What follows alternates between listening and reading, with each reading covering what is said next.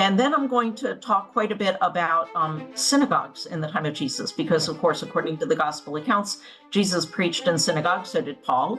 And what did synagogues look like in that period? And I'm going to be focusing particularly on Capernaum, where we have archaeological remains and also on a synagogue more recently discovered at Magdala, or Migdal, which is the hometown of Mary Magdalene, and just a little ways away also from Capernaum. Yeah.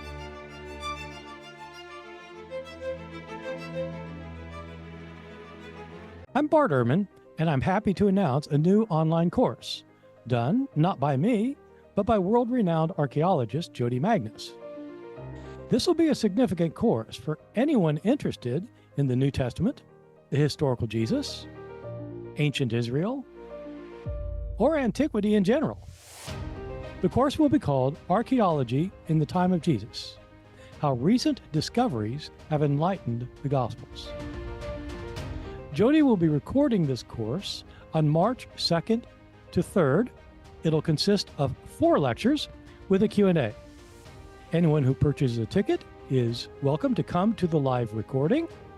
Anyone who buys a ticket, whether they come to the recording or not, will be able to have the course for lifetime use.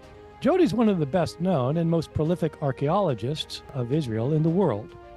For many years, she's been my colleague in the Department of Religious Studies at the University of North Carolina, Chapel Hill. She there is the Keenan Distinguished Professor for Teaching Excellence in Early Judaism. Jodi's research interests focus on Palestine in the Roman, Byzantine, and early Islamic periods. She's won multiple awards for her books. She has a book on Masada, a book on the archaeology of Qumran and the Dead Sea Scrolls, and a book on the archaeology of the early Islamic settlement in Palestine. She has a new book coming out called Jerusalem Through the Ages, From Its Beginnings to the Crusades, coming out from Oxford University Press, due to appear this spring. Since 2011, Jodi has directed excavations at Hukok in Israel's Galilee, and almost every year, her findings have been written up by National Geographic. Jodi's obviously a real expert, and she's a fantastic teacher. I'll now turn it over to her to let her tell you something about the course. Thank you, Bart. I'm excited about giving this series of lectures on archaeology in the time of Jesus, because what we're going to be doing is wandering around sites associated with Jesus and looking at the remains that we have to visualize what the world of Jesus looked like. We're going to visit Galilean towns and villages, including Nazareth and Capernaum and Sepphoris. We're going to spend time in Jerusalem looking at the temple, the Church of the Holy Sepulchre, and other sites. We're going to visit the site of Qumran, where the Dead Sea Scrolls were found, and consider what information those scrolls contain that might relate to Jesus and his movement. And we will consider archaeological evidence for the deaths and burials of Jesus and his brother James, and how that evidence might correspond or not with information from the gospel accounts. So I'm very much looking forward to this, and I hope to see all of you at the lectures. Okay, thanks, Jodi. This is going to be a great course. 4 lectures on really important material for anybody interested in the New Testament or the historical Jesus. Just to remind you, the course will be recorded by Jodi on March 2nd and 3rd. She'll be giving the 4 lectures, and there will be a Q&A at the end of each day. The price for the course will be $39.95 retail, but there will be an early bird pricing of $34.95 up through February 25th. If you purchase a ticket, you will have lifetime access to the course. You'll be sent the recording with additional materials, such as suggestions for further reading and questions to think about. If you're interested in looking at it or registering for it, you can sign up at bartehrman.com/timeofjesus. I hope you can do it. This is going to be a great course, and I think you'll really enjoy it. So, Jay, let's get on to archaeology itself, because I talk with, I'm obviously, as you well know, not an archaeologist, and I talk with a lot of people about the ancient world. And when I start talking to people about archaeology, I tend to get like regular folk, not academics, but just like next door neighbors and that kind of thing. I tend to get two different reactions from people when it comes to archaeology.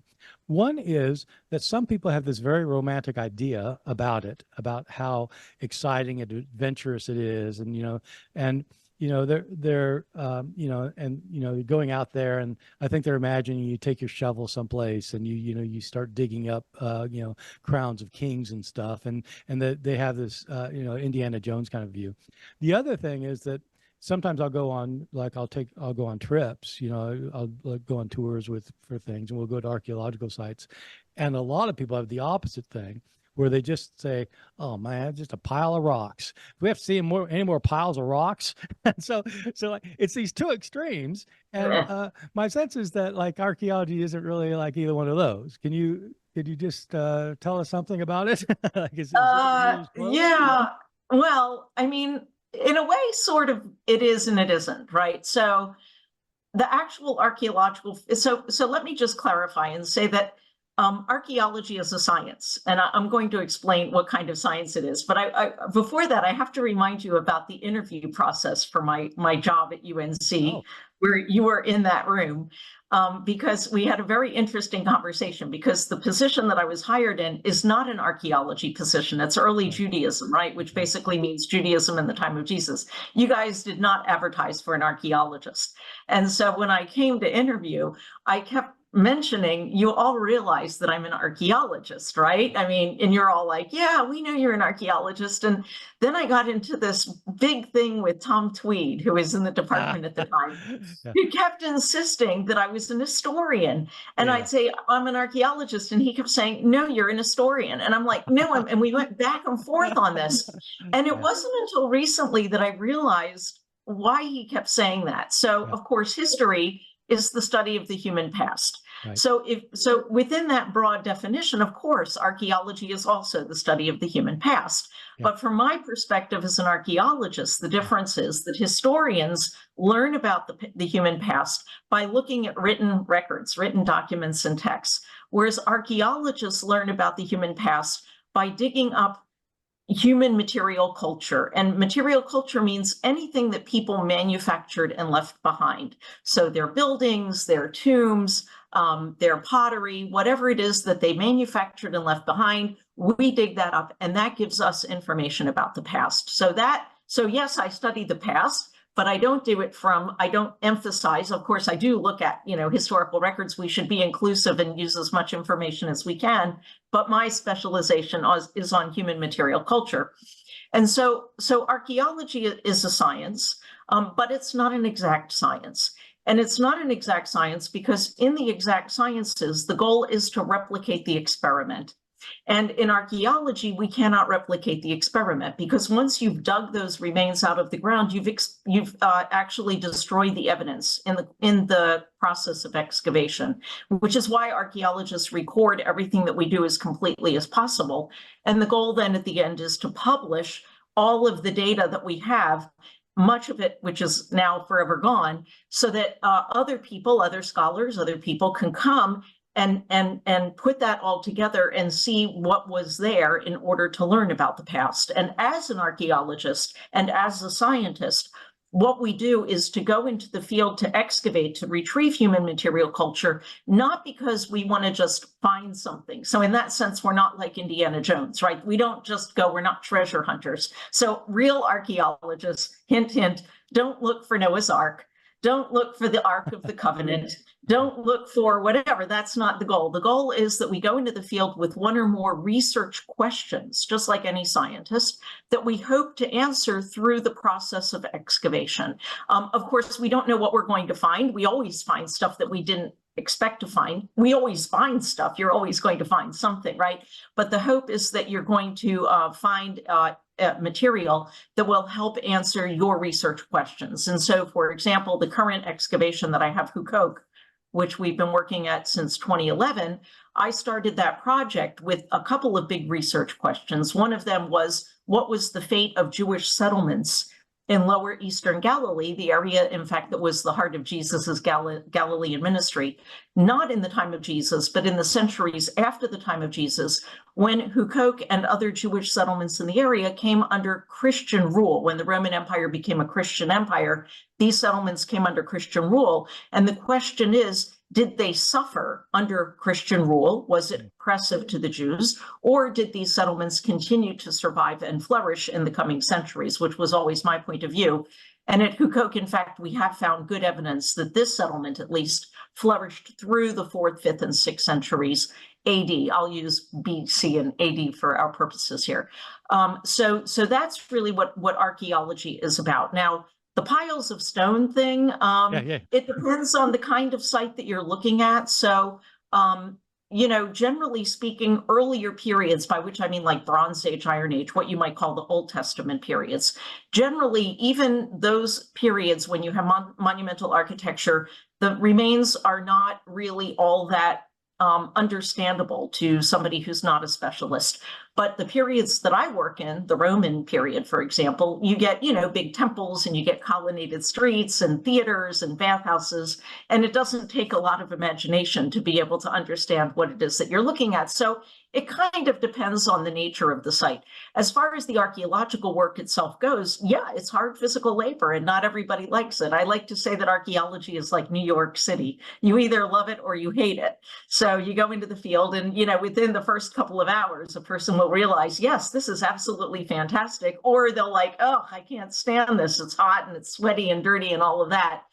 Speaking of which, by the way, you, Bart, I have tried to get to come on my excavation without success. But yeah, it is. It's hard. But can you say something it's about hard physical labor. I get that part. I mean, I see pictures, and so, but say something about the science of it, because my sense is that when archaeologists started out doing things, they basically were out to find stuff, and they were just digging stuff up and maybe sending it off to a museum someplace. Or, but like they weren't documenting very well, and you just take out the pickaxe and go for it, kind of thing. And I think, I mean, you all like use paintbrushes and stuff, right? What do you? Oh, well, yeah, that sort of image of archaeologists down on our hands and knees with dental tools. It depends on the remains. I mean, there are cases where we'll do that, and certainly in like prehistoric excavations, for example. But in the periods that I work in, the remains are really big. And if you worked with dental tools and paintbrushes, you'd never excavate anything. So a lot of our work is done with big tools. But if you come down on something like the mosaic floors that we excavate, of course, you're going to be using delicate tools to do that. But to get back to your question, you're right at the beginnings of archaeology. So archaeology as a discipline has its roots in the time of the Renaissance, which is when, people started wandering around at first Italy, and then later it spread to Greece, and then later it spread to Egypt and the Near East, where people were kind of wandering around, and they would find pieces of, mostly at the beginning, sculpture, right? Statues and things like that, or paintings, wall paintings and things, which were valued for their art value, right? They were considered to be works of art. And they started to collect these for museums and private collections. And so that kind of archaeology, which is the oldest part of the discipline of archaeology, old world archaeology or Mediterranean archaeology or classical archaeology, right? It actually did start out with that kind of art historical connoisseurship. And even until today, that has remained the case. I mean, you go into museum galleries, for example, and you'll see these ancient objects that are displayed as works of art. But over the course of time, archaeology has evolved as a discipline, and it is now a science. And what archaeologists are primarily concerned with when we excavate is context. And the problem with a lot of those objects is that they don't have context, because they were removed as objects of art without any concern with what was found around them, and what exactly was the level, and can we date that level, and so on and so forth. So archaeology has proceeded well beyond that now, and it is a scientific discipline, and as a scientific discipline, it has a particular methodology. Yeah.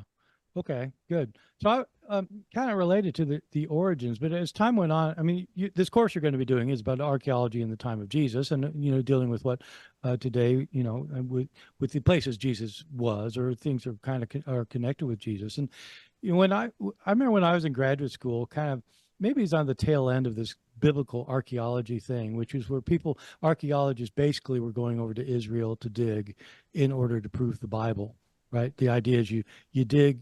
You want to go to Jericho and prove that the walls really did come a tumbling down, or you go to, you go to Galilee and you find where Jesus preached in this synagogue, and you're trying to prove the Bible. And my sense is that's, I know that's not what you're up to, but can you just say something about like what that was all about, and whether it was a good thing ultimately for archaeologists to be doing that kind of thing, but like how things have changed since then. Yeah, I mean, yes, and you're right. So that was the case for a long time. And to be fair, there are still people who kind of, that is their focus, that is they're drawn to particular sites or particular periods because of their interest in, I don't know if the word validating the biblical account is true, but rather because of, the biblical account will mention something, and so they'll be drawn to that. And by the way, that was true even up until very recently. We think about Yigael Yadin, for example, the famous Israeli archaeologist.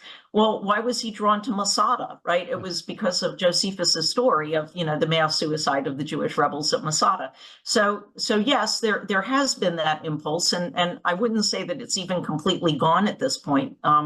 But even when that is the case now, the approach in terms of the excavation, publication, the way things are done is scientific in the sense that everything is documented. The goal, of course, is to fully publish everything that we do, because without publication, we have effectively destroyed the past in the name of science. But yeah, so that is true, and even until now. There are excavations going on in Israel at major biblical tells, right? These big artificial mounds that are piles of, civilization one on top of the other.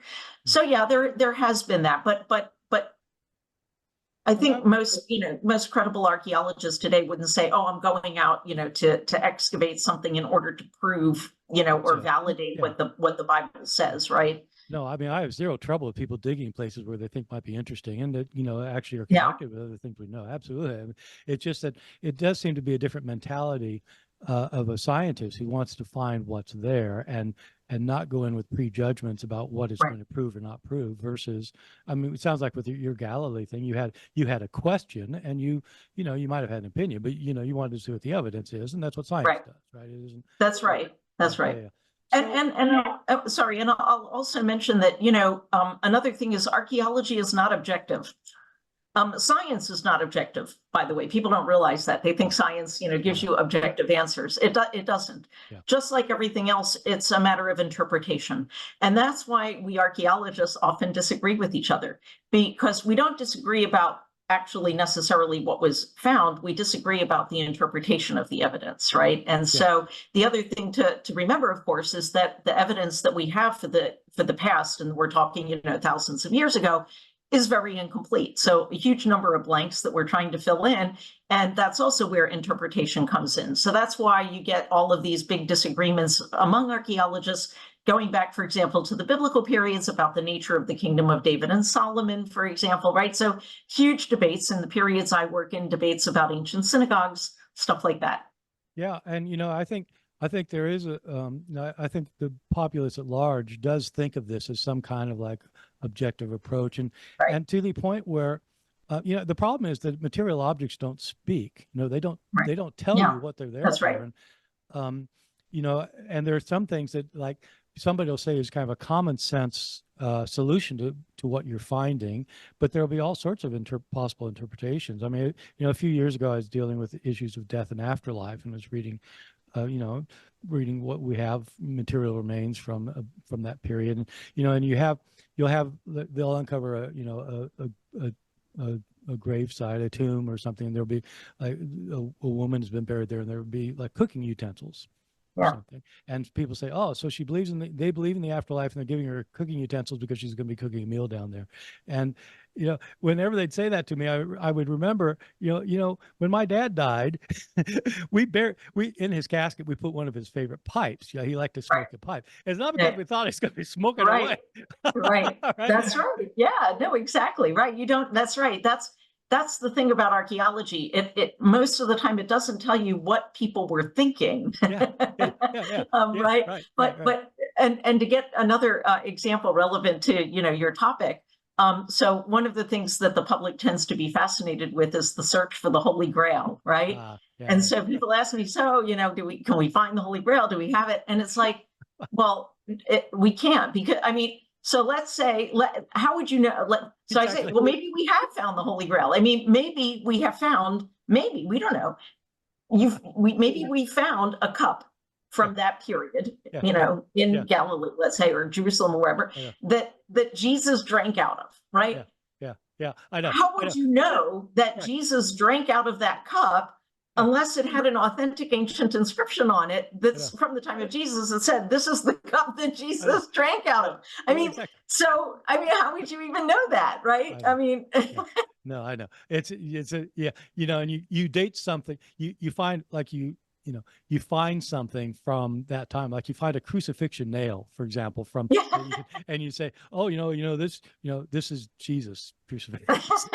Like, he's the only one who got crucified. Well, there were thousands of people who were crucified, right? Here's another one. Right. Another one of my favorite examples is the search for Noah's Ark.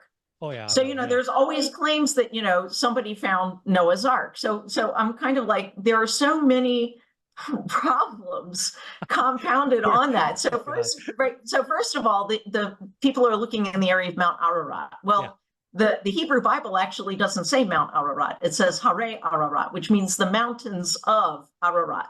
So it's not Mount Ararat today. It's something else. So there's that. Then there's we don't even know if there was a Noah. And if there was a Noah, we have no idea when he lived. If there was a Noah, right? Or even if there was a flood, right? So we have no idea when that would have happened in time and space. And then let's say, okay, so somebody today goes to Mount Ararat and they found a piece of wood. And they're like, oh, we found the ark. And then it's like, okay, well, how do you know it's part of an ark, first of all? And second, even if you can date that piece of wood, let's say you date it through radiocarbon dating or something, and you date it to, I don't know, whatever, 2,000 years ago, whatever, how would you know that's from the time of Noah? Because you don't know when Noah lived. Anyway, so there's this whole, you just can't, but the unfortunate thing is that these are the things that get done over and over again in these, popular sort of TV documentary programs. And I'm often contacted by these various programs for consulting and advising, and sometimes I appear in them depending on what they are. And they're always like, oh, we're going to do another program on, I don't know what it is, the Shroud of Turin or Noah's Ark or something like that. And right, we want the Holy Grail. And I try and explain, no, but this is not, right. There's a lot of really valuable information that archaeology gives us about the time of Jesus, but not that kind of stuff. Not that. Yeah. Okay, so let's not. We don't want to spend a lot of time to kind of give away the game, because you're going to be giving lectures on this, and people should come to these because they're going to be really interesting. But we've got these 4 topics, and so you've got one of Jesus in Galilee, and so I think a lot about Jesus up in Galilee, and because literally sure you do. To have him there for most of the time. What kind of, without kind of giving away the game here, what kinds of stuff can archaeology tell us about that would be important for somebody interested in the days of Jesus? Right. Well, big picture is, what were Jewish towns and villages like in the time of Jesus, right? So that, in other words, so this is, again, what I often tell these TV programs that I consult with, and people in general, that what archaeology does give us is a lot of information about the world of Jesus. We can reconstruct with a great deal of accuracy that world. So what did the towns and villages look like? What kinds of houses did people live in? What kind of dishes did they eat off of? What kind of food they ate? We can reconstruct a lot of that with a great deal of accuracy. So in the case of the lecture, I'm going to be focusing on Nazareth, which actually not a lot to say about Nazareth, but I do want to explain. One of the things that I want to explain is why we don't have a lot of information about Nazareth. So that's something I want to talk about. Sepphoris, which of course is very close to Nazareth and has been the subject of a lot of speculation with regard to Jesus and his presence there or not. And then I'm going to talk quite a bit about synagogues in the time of Jesus, because of course, according to the gospel accounts, Jesus preached in synagogues, so did Paul. And what did synagogues look like in that period? And I'm going to be focusing particularly on Capernaum, where we have archaeological remains and also on a synagogue more recently discovered at Magdala, or Migdal, which is the hometown of Mary Magdalene, and just a little ways away also from Capernaum. Yeah, and it's an old synagogue, right? They were dating. It's a synagogue it is a first century synagogue. So it's a really interesting discovery. So, these things, I don't know if everybody listening to this, like for me, all of the things you're saying are resonating in my head because I know what people say about all this stuff. I mean, Sepphoris, for people who don't know, Sepphoris was a major city close to Nazareth, and people have speculated that Jesus maybe worked there, went there, he learned Greek there, he went to the theater there. Right. No, exactly. Yeah. That's right. And so that's going to be really interesting. I have a specific question about Nazareth. I don't know if you want to get into this, but among my many people who don't like me are the mythicists who think that Jesus never existed, and they don't like me because they think I'm on their side until they find out I think, yeah, there really was a Jesus. What? Are you crazy? But there's this argument that Nazareth never existed at all. And so when I point out that it's, actually there are archaeological studies and they've dug it up and stuff, the one question I get consistently, I don't know if I've ever broached this with you, Jodi, is they say, well, how do they know that when they dug up Nazareth that they were digging up Nazareth? Were there street signs? I said, well. Right. No, it's actually an interesting question, and this is true not just of Nazareth. This is true also of other sites around the country. So it's a matter of continuity of names. So a lot of times, actually, we don't have what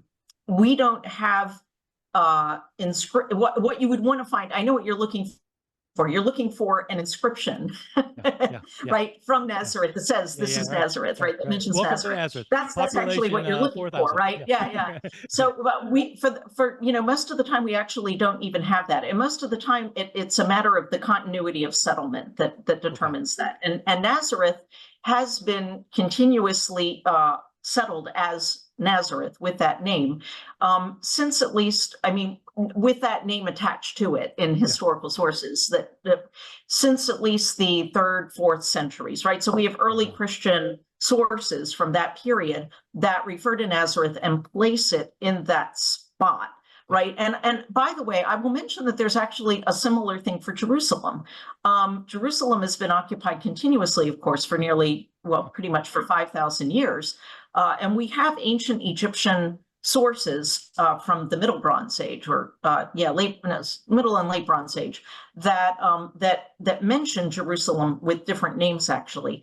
But if you actually are looking for something in Jerusalem that says Jerusalem on it, you'd have to go much later in time. So there again, we know it's Jerusalem because it's been occupied as Jerusalem for a very long time, and we have outside documents that refer to a Jerusalem very early on. But it's the same problem in very many places. So it actually relies on sort of a continuity of settlement. And in the case of Nazareth, we do have archaeological remains. Admittedly, they're not plentiful, and this is one of the things I'm going to talk a little bit about in my lecture. But they go back to the time of Jesus, right? They go back to the 1st century. And so it's for that reason that we can say that, yes, this was Nazareth, right? It didn't change names between the 1st century and the 3rd, 4th centuries, right? When you begin to get those references in historical sources, it's saying Nazareth is at this particular spot. Yeah. Okay. Yeah. No, that's helpful. Your next lecture is almost everybody on the podcast will know about the Dead Sea Scrolls. Some won't be familiar with the term Qumran, which is spelled with a Q, Qumran, but it's the location where the Dead Sea Scrolls were discovered. And among scholarship, there's been debate. I don't know if the debates are always on the margins or not, but certainly on the margins of debates about what this community was, right? I mean, what we always teach our undergraduates is that this was like this community of like I don't know if people call them monastics or not, but they're kind of like these separationists who have left, who are off by themselves, maintaining their holiness and leading an ascetic lifestyle and such.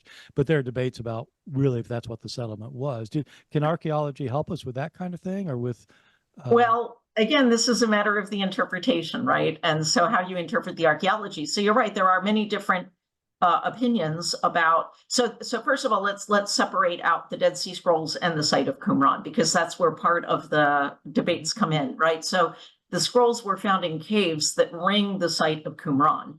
And so one of the debates, which I believe actually is an illegitimate debate, is whether there is a connection between the scrolls and the site of Qumran. I think that we have unequivocal evidence from various types of evidence that demonstrate that the scrolls were deposited in the caves by the people who lived at Qumran. So I think that all of those debates, and that's they've gotten a lot of attention. I think those debates and controversies are really they don't have any merit at all. And then the second question, which is what you're raising, is who were those people who lived at the site of Qumran and deposited the scrolls in the caves?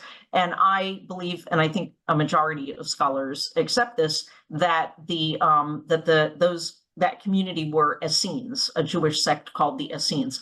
But I think what's going to be interesting, and I don't really get to this till the end, because first we have to sort of talk about what the scrolls are, right? Yeah. But what's interesting for your listeners and audience particularly is what connection the scrolls have, if anything, to Jesus and Jesus's movement.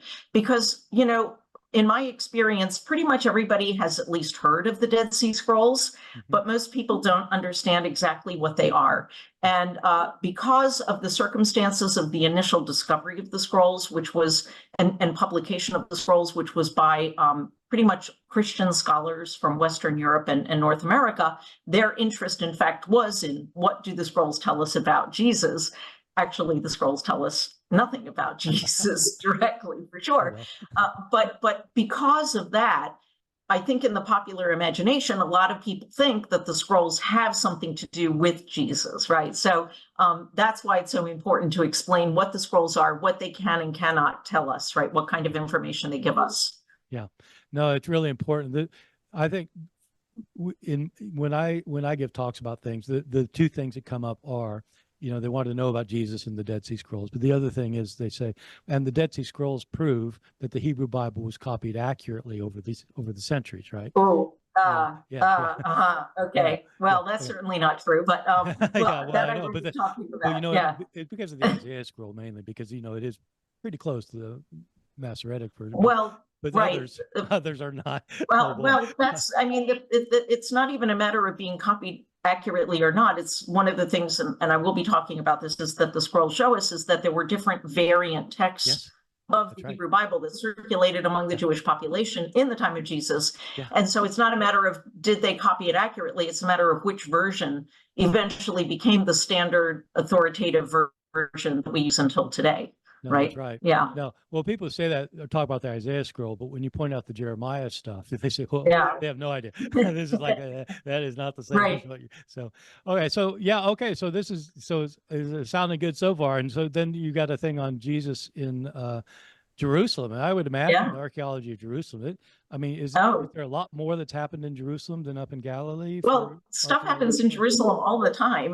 Not necessarily big things that, you know, are connected with Jesus, but I mean, overall, you know, so as you mentioned in your introduction, I've got a book now coming out. It's actually coming out next month. So this is February, so March, end of March, it's coming out on Jerusalem. It's massive. It's just huge, and it's like Jerusalem's like a moving target, because there's constantly excavations going on there, constantly new discoveries, and that means new information. Sometimes we have to revise our existing understandings.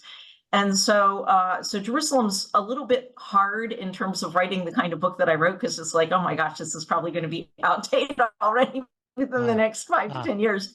But for the purposes of the lecture, your lectures, because they're only like an hour long, it's like there's no way I could cover even a teeny bit of Jesus in Jerusalem. So I'm trying to focus on the kinds of sites that are kind of the highlights, so to speak, of Jesus's final days in Jerusalem, and sites that are connected with that. Right, that's sort of the goal of the lecture, and especially focusing on the area of the Temple Mount, and some of the buildings around there. Right, that's kind of what I'll be focusing on. Yeah. It's going to be great because a lot of people seem to have the idea, maybe from watching movies or something, that the temple was kind of like the size of our office building in Chapel Hill. It's like this building or something because Jesus cleanses it, and how it can't be that big, right? And right. But one time, not having been a tour guide myself in Israel and not being like in person with it the way you are. One time I took a tour of UNC people to chapel to Jerusalem, and we had this local tour guide, and he takes us to an upper room, and he says, "So this is the upper room," and somebody says, "You mean this is the room where Jesus had his last?" Oh no, we don't know. It's just that was an upper room, and this is an upper room. Oh dear! Next time you do that, ask me to recommend a tour guide to you. God. But I'm saying, oh my God, really? But that certainly is not. I actually do discuss that in my book. That's on Mount Zion, which is south of south of the old city today, and the cenacle, right? And that structure actually is much later. Now there are earlier remains on the ground floor level, but. Anyway, so okay. Well, people are looking to the ground to see if they can find the Grail in there. It's like, no. It is true that it's revered now but So, but the Jerusalem stuff's gonna be really interesting because the temple is such a major feature of of everything in before the destruction, and Judaism and Jesus, and it's man, if you don't understand what's going on with the temple, you're not going to understand what's happening with the death of Jesus or right. Exactly. Okay. Yep. So but then your last lecture is about the death and burial of Jesus and James, his that's right, James's brother, right? Yeah. Yes, right. Jesus's brother James. And by the way, just to preface, I am not concerned with whether James was the full brother of Jesus, the half brother of Jesus, unrelated. It doesn't matter for my purposes. We'll just say the brother of Jesus. Right. And of course, this is one of the rare topics where Bart and I kind of disagree about the wait, Jodi, we need to preface this that Jodi and I both like to argue, and we're both convinced. We're both convinced that over the last 20 years, that neither one of it, we both think we've not ever won an argument. Well, yeah, actually, what I tell Jim, I tell Bart, because Bart always wins arguments because you're a professional debater, right? I just don't give up, but you're a professional debater. So I do not give up. But I always tell Bart that just because he won the debate doesn't mean that he's right. So. Okay, well, I'm just happy to win. So, okay, all right. So go ahead. Tell them our difference about all this. So we do have a difference. Well, that kind of will be in the. I don't talk about you in the lecture, but but I do. I actually do think that the gospel accounts, and especially the synoptic accounts of Jesus's burial, describing Jesus's burial by Joseph of Arimathea, are largely consistent with what we know from archaeology about how wealthy Jews like Joseph buried their dead, interred their dead in the time of Jesus.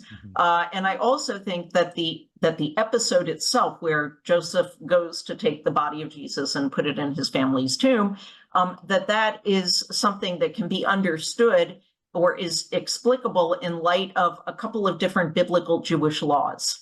And so I will be talking about the archaeological evidence, but also about, how the gospel accounts might be understood in light of what we see in the archaeological evidence. Now, just to clarify, because this, again, has been something that's come up between me and Bart, which is let me clarify, I am not claiming that this means that the gospel accounts are historical. That doesn't mean that this episode actually ever occurred. It doesn't prove that. What it does indicate, however, is that whatever the sources were for that account, they were familiar, wherever that information is coming from, they were familiar with how wealthy Jews like Joseph disposed of their dead in the time of Jesus in Jerusalem, right? So that's the point of clarification. And then the James stuff comes in with the kind of famous so-called James ossuary, which got a lot of publicity, and then sort of my take on whether the James ossuary is authentic or not, right? So that's explain what it is. A lot of people won't know what an ossuary is. So in the time of Jesus in Jerusalem, wealthy Jews disposed of their dead, buried their members of their families in rock-cut tombs that were cut into the bedrock slopes around the city, outside the city, and during the time of Herod, and then afterwards, it becomes common to collect the bones of the deceased after the flesh had disintegrated and deposit them in little stone boxes or containers that are called ossuaries. And so in 2002, an ossuary came to light in a private collection, wasn't from an archaeology. I mean, it's an authentic ancient ossuary, but it didn't come from an archaeological excavation. It was illegally looted and had been acquired on the antiquities market, but it's incised with a name that says Joseph, James, son of Joseph, brother of Jesus, in Aramaic. And the implication is that this stone box contained the remains of James the Just, the brother of Jesus. And so it got a lot of publicity. You can Google it online, the James ossuary, a lot of claims about it. And so I will be also talking about that ossuary in the lecture. Okay, no, this is going to be great. We need to end here, but I do want to give you a chance to say a little bit about the book, a little bit more about the book. You've said a few things, the Jerusalem book coming out, because people are probably going to want to buy it, and they should know about it a little bit more. I hope so. Yeah. Great. It was a really, I love the book, by the way. I love all my books. You know, books are like kids, right? You love them, spend a lot of time with them. But this book in particular, I really like. I spent a huge amount of time on it. It was really not easy to write because Jerusalem is an infinite topic. There's no end. And so, you know, what do you put in? What do you not? It actually came out with a lot more than I had originally envisioned it, but because there's just so much, and it's really important to me to explain to people the complexity of the history and archaeology of Jerusalem, but try and explain it in a way that, you know, even people who are not specialists will understand. So the book is actually organized by chapters chronologically from the beginning to the Crusades. The first chapter is kind of like a general introduction with, you know, explaining the topography and climate of Jerusalem, explaining how we date things that we dig up or date, you know, the sites. So the historical, the biblical, the archaeological, you know, all of the kind of methodology in a kind of a, you know, a very succinct way. The second chapter is on, which actually is, I guess, chapter 1 or whatever, is on the explorers. So documenting sort of how Jerusalem's been explored from basically the 19th century, mainly a little bit earlier, and then right up until, let's say, the 20th century. So various major explorers, and then it starts with the chronological. So it starts with the very, very beginning, and it's organized so that it's like the first chapter is Canaanite Jerusalem. And then we get, which is, you know, pre-Israelite, then you get Israelite Jerusalem, then you get Judahite Jerusalem. And so it goes on like that, right up until the Crusades. And in order to try and sort of focus it, each chapter focuses on a point in Jerusalem's history that's either at or right before a crucial transition point. So, for example, the chapter that would include Jesus focuses on Jerusalem just before the fall of Jerusalem to the Romans in the year 70, right? So it's kind of like that. And then within each chapter, it starts with kind of a historical background, and then we turn to the archaeology and look at the major archaeological sites. And in many cases, also, we look at things like some of the pottery types that are characteristic without going into like real detail, but kind of if there's something distinctive, other kinds of material culture that might be important or distinctive of the city in various periods. And then right up to the Crusades, the last chapters on the Crusades. I actually wanted to end the book right before the Crusades. So I wanted to, the chapter before the Crusades is early Islamic Jerusalem, which focuses on the year 800 because of Charlemagne, because Charlemagne had very close connections to Jerusalem. So it's kind of interesting. But I wanted to end the book there, and the publisher insisted that I include the Crusades because they wanted to include Crusades in the title because they said that would attract readers. So I had to add, So I had to add a chapter on the Crusades. So it goes up to the Crusades. Yeah. Wow. It's a fun book. It's already gotten a couple of very nice advanced reviews, and I'm really excited about it. Yeah. Okay. Well, it sounds great, and because it's such a wide range chronologically, and it's reaching out for people with all sorts of interests, and so yeah, good. Okay. Well, Jodi, this has been great, and I'm glad I've convinced you about everything, and you've certainly convinced me. So, all right. Well, Jodi, this is great, and for because the kinds of stuff that you're doing really is illuminating for those who are listening to this kind of podcast. And most people aren't familiar with the archaeological side, and so it's really, really quite helpful. So thanks for being on board. Okay. Thank you, Bart.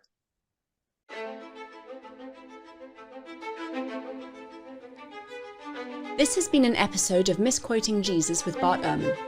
We'll be back with a new episode next Tuesday, so please be sure to subscribe to our show for free on your favourite podcast listening app or on Bart Ehrman's YouTube channel so you don't miss out. From Bart Ehrman and myself, Megan Lewis, thank you for joining us.